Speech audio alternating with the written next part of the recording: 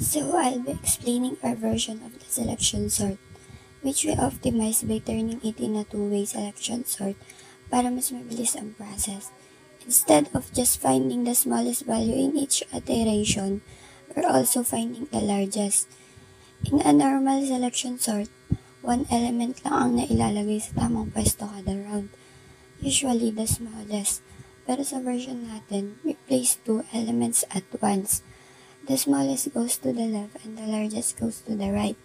This cuts down the total number of passes we need. We use two pointers, left and right.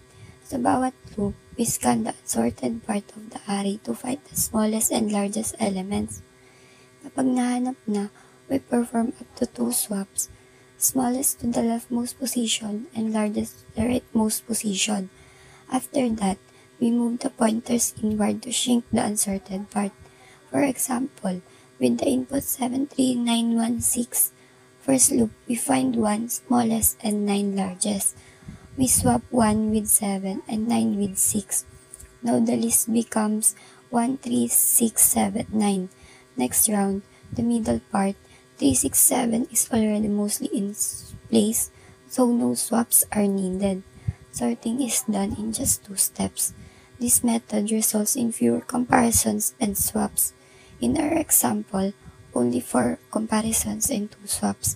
That's because we're placing 2 correct values in each loop, so overall it's faster than regular selection sort. To sum up, our two-way selection sort improves performance by sorting from both ends. At the same time, it's simple, efficient, and works especially where for mid-size arrays. Hello everyone, and next topic that I will discuss are key features of this new approach by directional sorting. If we select the smallest element from the left and the largest element from the right during each pass, essentially reducing the problem size from both ends of the list at the same time. Dito, sa bidirectional sorting, para isang pasada, dalawang ayos na. Imbis na isa-isa lang natin hanapin yung smallest sa list. Dito, sabay na nating hinahanap yung pinakamaliit at pinakamalaki sa bawat ikot. Think of it like cleaning a room. Hindi lang isang corner ang nalilinis mo. Sabay mong inaayos parehong ends, so mas mabilis matapos. Next is less redundant comparisons. Instead of looking for only smallest element, we also search for the largest element in the same pass, reducing the total number of iterations and comparisons. Dito, hindi na sayang sa effort dahil sabay ang paghanap ng smallest at largest. Hindi na natin kailangan ng dalawang hiwalay na loops. Mas kaunti ang comparisons. Mas tipid sa time at resources. Di tayo paulit-ulit sa parehong gawain. Smart na diskarte to. And next is improved swap efficiency. By finding the largest and smallest elements together, we minimize redundant swapping and bring the correct elements to their final positions faster.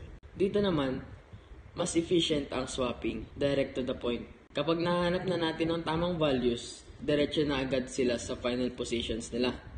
So, hindi na natin kailangan ilipat-lipat pa ng paulit-ulit. Parang group work.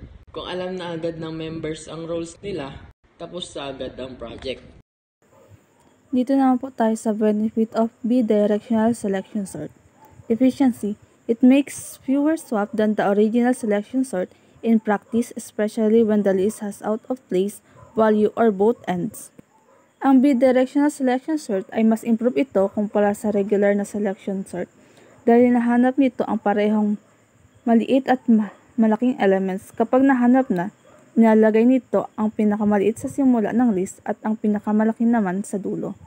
Kaya mas kaunti ang swap na nagaganap at mas madali ito, lalo na kung marami ang elements na mali ang mga pwesto. Sa clarity naman, student can visualize two distinct parts of the list shrinking toward the center, which help them understand the sorting process better.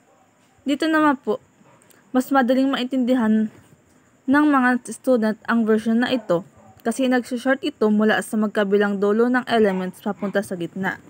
Nakikita nila kung paano unti-unting lumiliit ang unsorted part, kaya mas madaling intindihin ang sorting process. Solos naman is unique. It retained the spirit of selection sort without copying the structure of other sorting algorithm. Dito na po is kahit na hinahanap ang smallest to largest element, hindi nito ginagaya ang structure ng ibang algorithm tulad ng bubble sort at merge sort dahil madali ito at may sariling style.